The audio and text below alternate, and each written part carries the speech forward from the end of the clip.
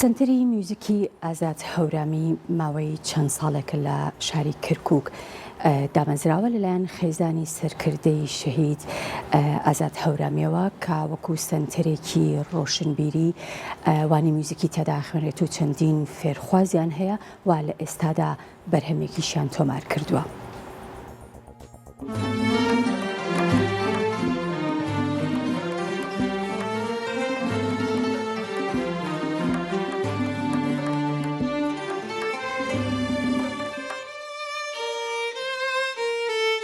سنتەری میوزیکی ئازاد هەورامی لە کەرکووک نوێترین بەرهەمی بڵاو کردەوە.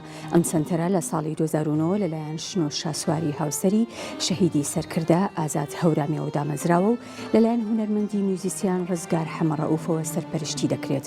ئەم سنتەرە زیاتر لە 35 فێرخواز لە هەردوو ڕەگەز لەم سنتەرەوانەی میوزیک دەخوێنن و لەلایەن مامۆستایان بە شێوەیەکی ئەکادمی وانەکان دەوترێنەوە و لە ئێستادا ئەم کلیپیان بەرەمهێنا و لە داهاتووشدا بەنیازی چەند بەرهەمێکی میوزیکی کاری ئەم بەرهەمە لەلایەن مەهدی ڕەزا و تەحسین ئەحمەد کاری وێنەگرتنی بۆ کراوە و کاری تۆمارکردن و میکسی لەلایەن ڕزگار حەمەڕەئوفەوە بۆ ئەنجام دراوە. ئەم بەرهەمە تایبەت بە کورد سات مەگەزین پێشکەش کراوە.